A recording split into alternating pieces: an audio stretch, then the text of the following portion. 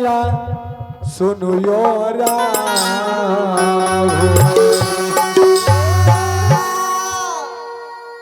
ओ सुनु यो राघोजी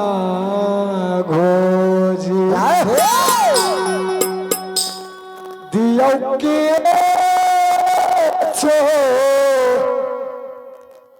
आर के नहचू करा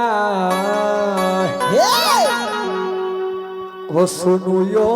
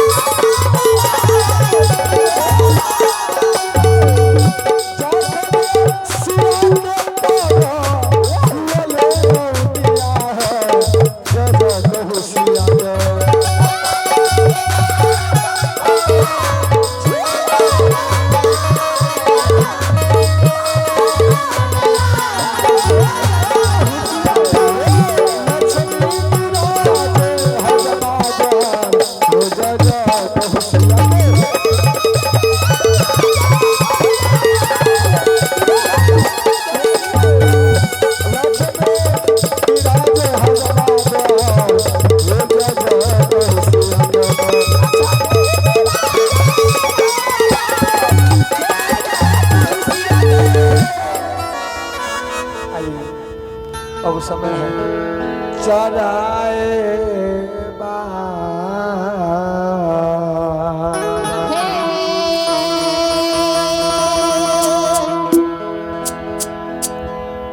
बैसली मंडप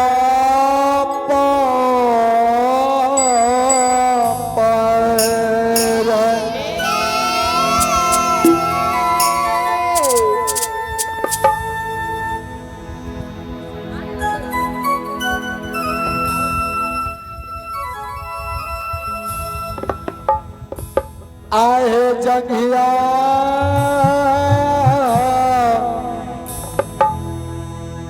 चढ़ाए बावन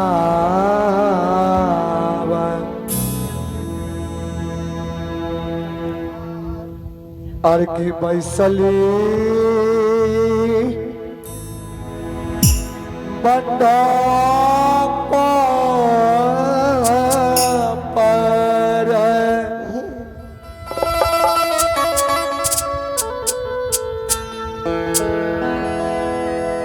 आहे बाबा करुणा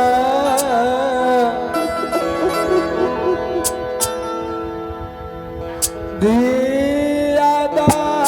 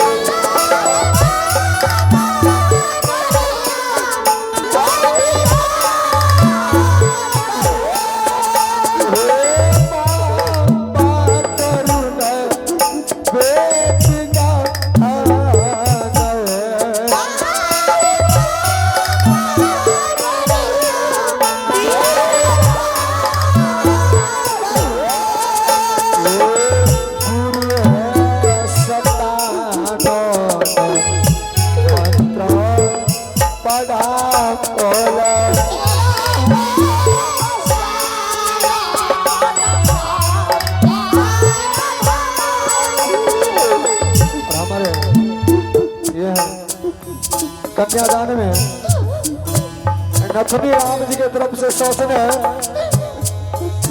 151 रुपये से दान बहुत ही धन्यवाद है। किशोरी जी महारानी सदैव नेता बनाए और कहा कि जिनके पास अगर बेटी होता है ना वही कन्यादान का महत्व समझ पाते हैं। गुरु मंत्र पढ़ा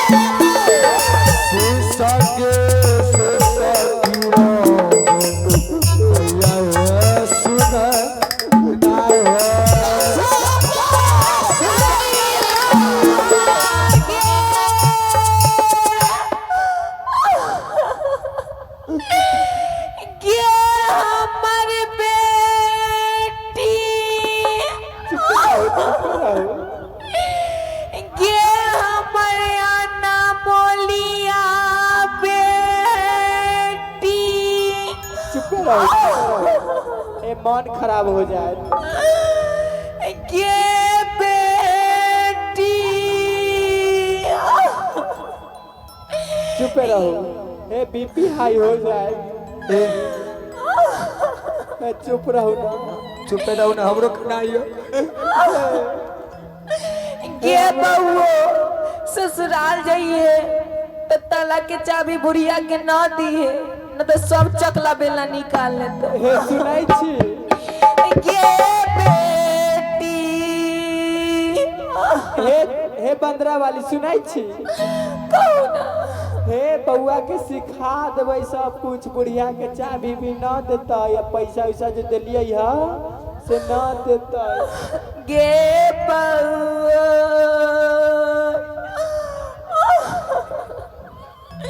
बेसी दिक्कत करते तो जोने मार जाइए तोने मार भागइए। हे उसे ना सिखाइयो, हम सहती है ना जबै ना। अब के बथुआ के साग तोड़तई गे बेटी। मन खराब हो चुप रहो। गे के कराला पट्टा पिकर ली गे की करबै, सबके घर जाए के होइ छै। गे हमारा नामोलिया बेटी। आए चुपे रहो, चुपे रहो मैया है सुनना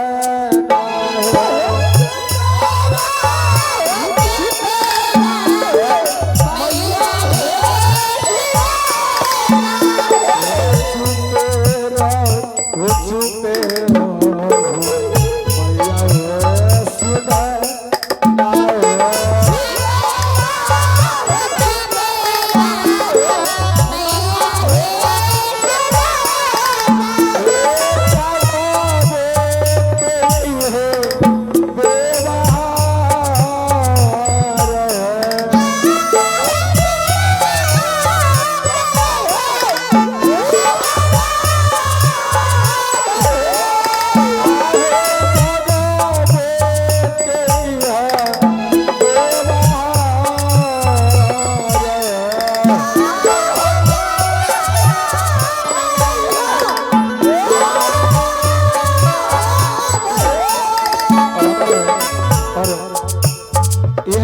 यज्ञकर्ता महोदय की तरफ से यानी पूजा कमेटी की तरफ से शासन है।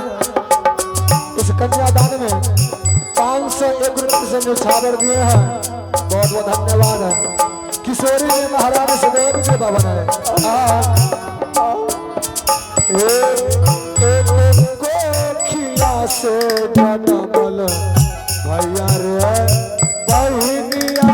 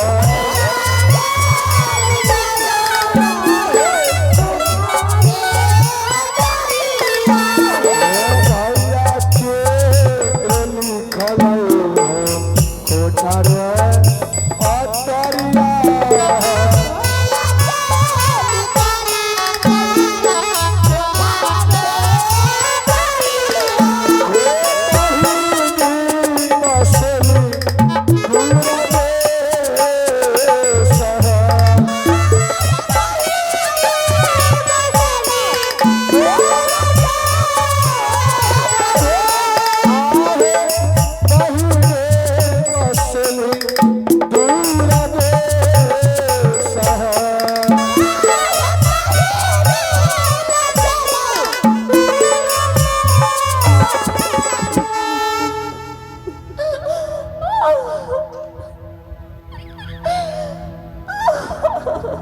रे बउआ रे ए, मम्मी सुनो के ना। चुप कर ना, मन खराब हो जाता आ, की करबै रहे न दियो ए, चुप न हो जाओ रे बुआ रे दांती लाग गेलो माय के देखे ना,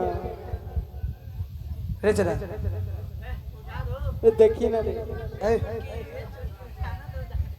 ए छोटकी है देखियो न तन की भेलै। ए भगले छोड़ दी रह दी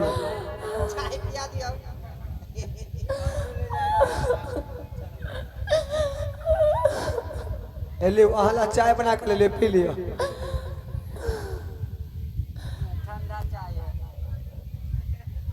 ए चाय पी लू। उनका माइक ला माइक उनका दान माइक इनका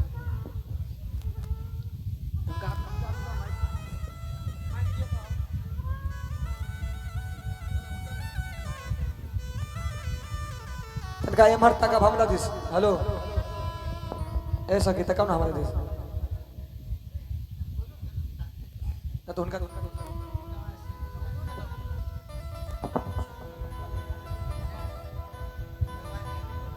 इतना सुंदर से बियाह कीर्तन खाली है ठीक कन्यादान के लिए सब कन्यादान में गाड़ी घोड़ा नाक में के कान में के दान करे छी अहाँ की करबै से कहू एगो उचित बने छी कोनो चीज दान करे के लेल हाँ जे अहाँ दान कर दियौ बनै छै कन्यादान में सबके सफल अही में होइ छै दानों में महादान ओना तो कहल गेल है कि सोना दान करे के चाही कन्यादान में तनको टा के सोना लेकिन करे के चाही अहाँ की करबै अहाँ के शौक कहू ना कुछ दान करबै अहाँ के जे मोन है नाक में के कान में के कुछो कर सकै छी आ न तो सबके मिला के पैसे दे दियो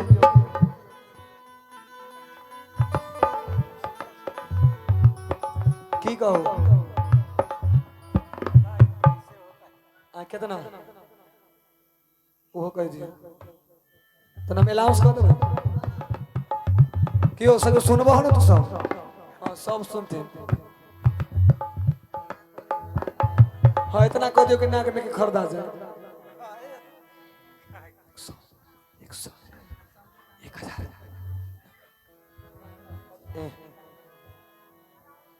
1100 छोड़ दियो 500 दे दियो काम खत्म ठीक है आइए हमारे शिवदयाल जी की तरफ से हमारे कन्यादान में छोड़िए आप ना बोलेगा तो हम ही बोल देते 500 रुपये से अरदास बहुत बहुत धन्यवाद है जाकाल में खाली हमरा दे दे आओ आर के होरी हा कुमारी कल भावरी दे